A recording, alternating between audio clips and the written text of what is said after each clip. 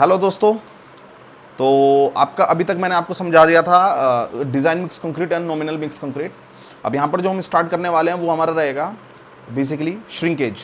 Shrinkage के बारे में इस लेक्चर में हम समझेंगे क्या चीज़ है यहाँ पर, और देन उसके बाद में हम प्रॉपर्टी को समझेंगे स्टील की, और श्रिंकेज के बाद में एक और चीज़ आपकी रहेगी कंक्रीट की, वो रहेगी स्ट्रेस स्ट्रेन डायग्राम, वो और समझ लेंगे, ठीक है ना। देन उसके बाद प्रोसीड करेंगे आगे की तरफ। तो सबसे पहले अगर बात करें श्रिंकेज की, तो बहुत इंपॉर्टेंट आपकी प्रॉपर्टी है shrinkage.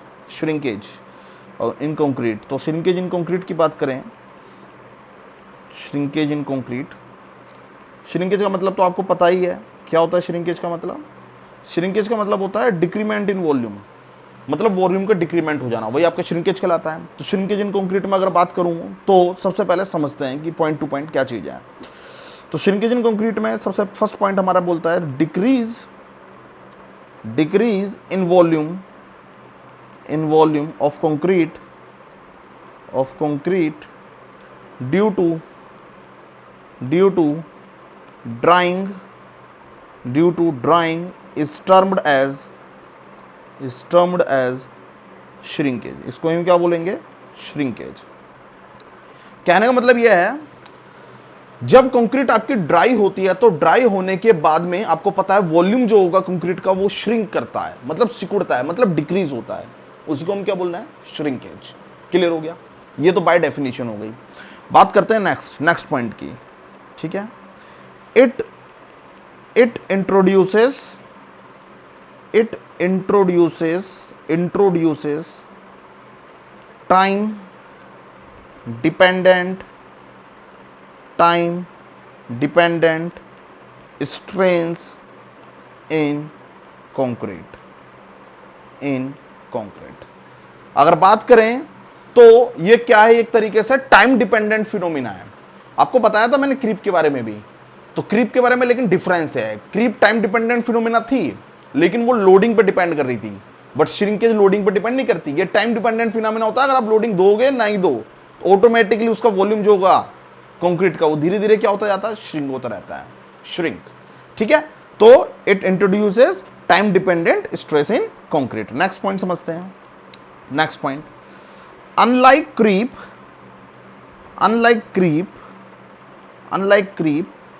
Shrinkage strains are independent of stress। बोल रहा है यहां पे कि स्ट्रेस पे इंडिपेंडेंट है इन कंक्रीट। कहने का मतलब यह है कि जैसे कि हमारी क्रीप डिपेंडेंट होती थी स्ट्रेस पर, यह बोल रहा है अनलाइक क्रीप की तरह यहां पर डिपेंडेंट नहीं होगी स्ट्रेस के ऊपर। कहने का मतलब है ये टाइम डिपेंडेंट फिनोमिना है, स्ट्रेस के डिपेंड नहीं होगी, लेकिन creep is a time dependent phenomena with stress. समझ आ गया? ये चीज यहां पर ये बता रहे हैं। नेक्स्ट स्लाइड लेते हैं, समझते हैं नेक्स्ट स्लाइड में। देखिए, तो यहां पर ये चीज आपको क्लियर हो गई होगी। नेक्स्ट पॉइंट अगर समझें, when shrinkage is restrained, it leads to the development of tensile stresses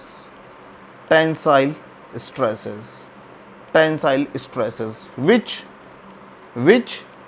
if exceed करें यदि उसे, which if exceed design value, it leads to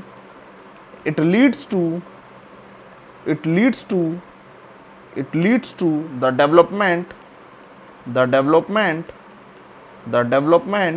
of cracks। क्या कहने का मतलब है? इसका मतलब क्या है? देखिए, समझते हैं। देखिए, अगर आपका जो कंक्रीट है, कंक्रीट अगर आपने रिस्ट्रेंड करा रखी है, मतलब कंक्रीट के अंदर श्रिंकेज हो रहा है लेकिन आपने उसको रिस्ट्रेंड कर लिया, पकड़ के रख रखा है, दोनों तरफ से फिक्स कर दिया, तो श्रिंक होने की कोशिश कर रहा है लेकिन आपने पकड़ रखा, तो उस वजह से क्या होगा, टेंसाइल स्ट्रेस जनरेट हो जाएंगे। किसके अंदर, कंक्रीट के अंदर टेंसाइल स्ट्रेस जनरेट हो जाएंगी ड्यू टू द रिस्ट्रेंट, क्योंकि श्रिंकेज क्या है, वॉल्यूम का डिक्रीज होना, वो कंप्रेस करने की कोशिश करेगी कंक्रीट, लेकिन आपने उसको रिस्ट्रेंट कर रखा, पकड़ रखा है। जब आपने कंक्रीट को पकड़ रखा है और कंक्रीट अपने में कंप्रेस होने की कोशिश कर रही है और आप उसे कंप्रेस होने नहीं दे रहे, तो बीच में क्रैक्स नहीं अकर हो जाएंगे, बीच में क्रैक्स अकर हो जाएंगे। और वही क्रैक्स किस वजह से अकर हुए, क्योंकि टेंसाइल स्ट्रेस जनरेट हो जाएंगी, खिंचावट, मतलब एक तरीके से क्या होगा कि टेंसाइल स्ट्रेस की वजह से क्रैक्स फॉर्म हो जाएंगे उसके अंदर। ठीक है, क्लियर हो रहा है, इसका मतलब यह है, इस मीनिंग का मतलब यह है। नेक्स्ट अगर बात करें, नेक्स्ट इसी के लिए आपने देखा भी होगा कि हम एक्सपेंशन जॉइंट जो देते हैं इसी के लिए देते हैं। ठीक है ना, यहां पर आपको क्लियर कर दिया यहीं पे एक्सपेंशन जॉइंट जो दिए जाते हैं। नेक्स्ट अगर बात करें, वो टेम्परेचर वेरिएशन की वजह से होते हैं आपके। नेक्स्ट अगर बात करते हैं वो तो for designing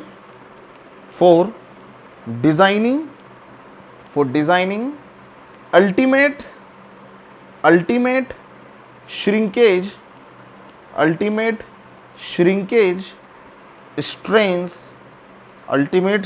strains is taken to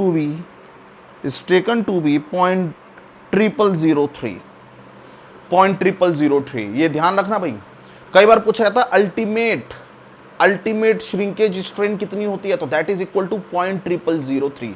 value बहुत छोटी है, ठीक है ना, वैल्यू बहुत छोटी है और इसको सेपरेटली ऐड किया जाता है। सेपरेटली मतलब क्रीप एक अलग चीज है, श्रिंकेज एक अलग है, ठीक है, लेकिन और दोनों को ही क्या किया जाएगा, सेपरेटली ऐड किया जाता है। दोनों को अलग अलग इसलिए हम पढ़ रहे हैं। ठीक है, तो क्रीप और श्रिंकेज के बारे में बात करें तो ultimate shrinkage strain is taken to be 0.0003। Next ये ध्यान रखना वैल्यू को। नेक्स्ट पॉइंट की बात करते हैं। नेक्स्ट पॉइंट में अगर हम देखें तो rate of shrinkage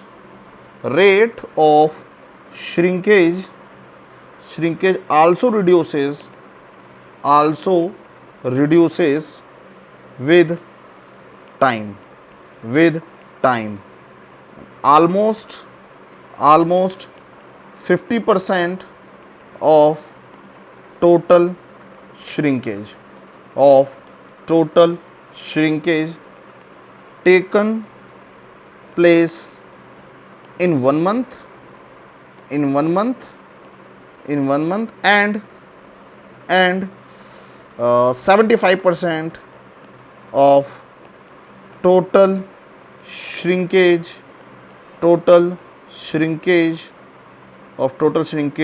takes place in 6 months। क्या बोल रहा है यहां पर, ये आपको ये बोल रहा है कि जो श्रिंकेज है टाइम के साथ में एक तो रिड्यूस होता जाता है, स्लो होता जाता है। लगभग 50% जो श्रिंकेज होता है वो 1 मंथ के अंदर श्रिंकेज हो जाता है। 50% जो श्रिंकेज होना वो 1 मंथ के अंदर हो जाएगा।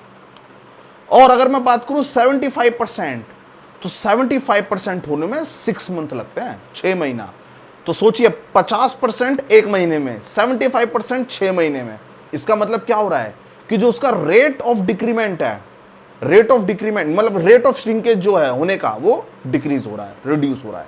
ठीक है, ये समझा रहा है आपका। तो 6 मंथ लग जाते हैं आपके इसमें। ठीक है, अब यहां पर अगर हम देखें तो इसका अगर मैं डायग्राम बनवाऊं तो डायग्राम कुछ इस तरीके से होता है। रफली डायग्राम बनवा देता हूं आपका।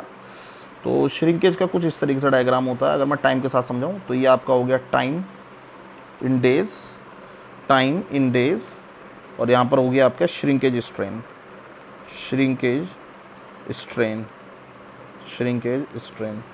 तो अगर हम देखें तो इसका डायग्राम कुछ इस तरीके से होगा आपका। ठीक है ना, ये इस तरीके से ये होता है, इस तरीके से डायग्राम होता है श्रिंकेज का। तो मतलब पहले रेट फास्ट है श्रिंकेज होने का, उसके बाद में रेट क्या हो गया, स्लो हो गया। ये मैं यहाँ पर समझाना चाह रहा हूँ आपको। ठीक है, तो ये चीज़ आपको क्लियर हो गई होगी कि मैं यहाँ पे बताना क्या चाह रहा हूँ। तो ये चीज़ आपको थोड़ा सा ध्यान रखनी पड़ेगी कि हाँ कैसे है, क्या चीज़ यहाँ पर है मेनली। चलिए नेक्स्ट अगर बात करें, नेक्स्ट पॉइंट की बात करते हैं। तो नेक्स्ट अगर मैं पॉइंट की बात करूं तो टाइप ऑफ श्रिंकेज की बात समझाता हूं यहाँ पर कि कितने टाइप के श्रिंकेज आपके होते हैं। तो नेक्स्ट हमारा पॉइंट ऑफ डिस्कशन है टाइप ऑफ श्रिंकेज। सिंपल है, कुछ नहीं है इसके अंदर। टाइप ऑफ श्रिंकेज, तो देखिए सबसे पहले अगर मैं बात करूं फर्स्ट तो पहला आपका टाइप ऑफ श्रिंकेज जो है वो है plastic shrinkage, plastic shrinkage, plastic shrinkage, plastic shrinkage. अब ये प्लास्टिक श्रिंकेज क्या होता है? देखिए, जैसे ही आप कंक्रीट को फ्रेशली फॉर्म वर्क पे प्लेस करते हो तो उस टाइम में जो श्रिंकेज होता है, क्योंकि कंक्रीट उस टाइम में प्लास्टिक स्टेज में होती है, और जब प्लास्टिक स्टेज में होती है जो सरफेस पे जो पानी होता है कंक्रीट के वो इवेपोरेट हो जाता है, और जो एग्रीगेट होता है कंक्रीट के अंदर वो पानी को एब्जॉर्व कर लेता है। तो उस टाइम में जो पानी की वजह से जो पानी रिड्यूस हो गया उसकी वजह से श्रिंकेज होगा कंक्रीट में, और वो जो श्रिंकेज होता है वो कौन सा श्रिंकेज कहलाते हैं? प्लास्टिक श्रिंकेज कहलाता है। तो बाय डेफिनेशन समझ लेते हैं इसको क्या है ये। तो it occurs in fresh concrete placed on formwork, है ना? जो भी फ्रेश कंक्रीट होगी जब उसको प्लेस करते हैं तो ये जब आपको देखने के लिए मिलेगा। तो ये चीज जो है, जो मैं आपको ये समझा रहा हूं, ये चीज आपको बहुत ध्यान से समझनी है। ऐसा नहीं है कि इसको आपको सिंपल वे में ले जाना है, चीजों को ध्यान से आपको समझता जाना है कि क्या चीज है यहां पर, ठीक है?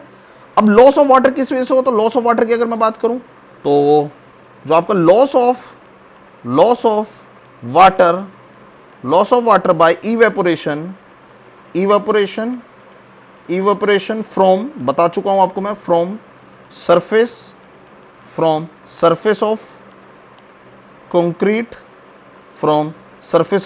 और water absorption by aggregate is responsible for this shrinkage। ये क्या है? इस श्रिंकेज के लिए रेस्पॉन्सिबल है। समझ आ गया? ये चीज आपको मैंने क्लियर समझा दिया। नेक्स्ट अगर मैं टाइप की बात करूं, नेक्स्ट टाइप की अगर हम बात करें तो नेक्स्ट टाइप हमारा आता है सेकंड टाइप, ड्राइंग श्रिंकेज। ये मेन श्रिंकेज होते हैं ड्राइंग श्रिंकेज। देखिए, एक प्लास्टिक श्रिंकेज है, एक ड्राइंग श्रिंकेज है। नाम से ही पता चल रहा है ड्राइंग श्रिंकेज। ये वो पानी के इवेपोरेशन की वजह से होता है जो कि जेल पोर्स में अवेलेबल होते हैं सीमेंट के। जो सीमेंट जेल पोर्स होते हैं, सीमेंट जेल पोर्स में जो पानी कंटेंट अवेलेबल है, अब उसका इवेपोरेशन होगा वो बाद में होता है। तो जैसे जैसे टाइम के साथ में कंक्रीट ड्राई होती जाती है तो उस टाइम में जो श्रिंकेज होगा वो कौन सा श्रिंकेज कहलाएगा?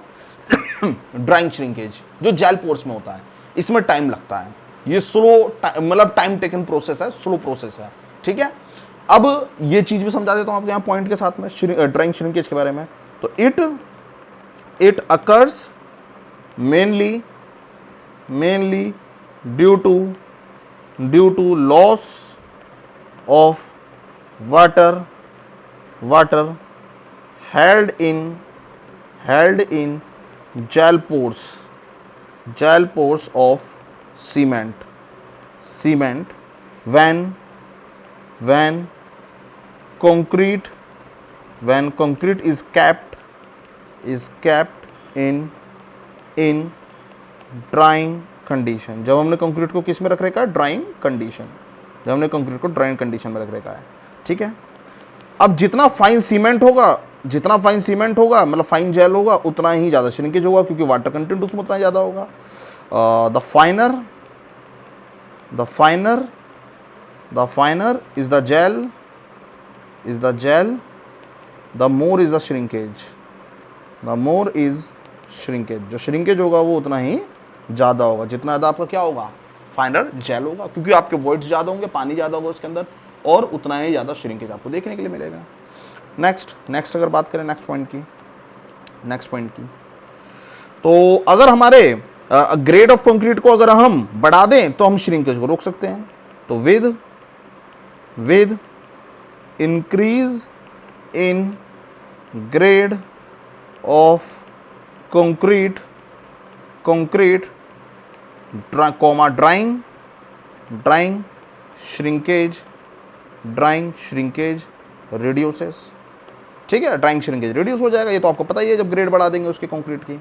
और अगर हमारे जो भी हमारे एग्रीगेट का साइज है, जितना ज़्यादा स्मॉल होता जाएगा एग्रीगेट का साइज, उतने ही ज़्यादा वॉइड्स होंगे, पानी उतना ही ज़्यादा होगा, उतना ज़्यादा पानी होगा, जितना इवेपोरेट होगा उतना श्रिंकेज भी होगा, ठीक है।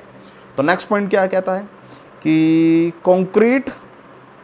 Concrete made with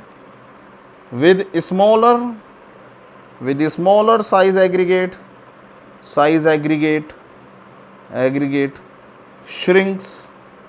shrinks more, उतना ही ज़्यादा श्रिंक करेगा।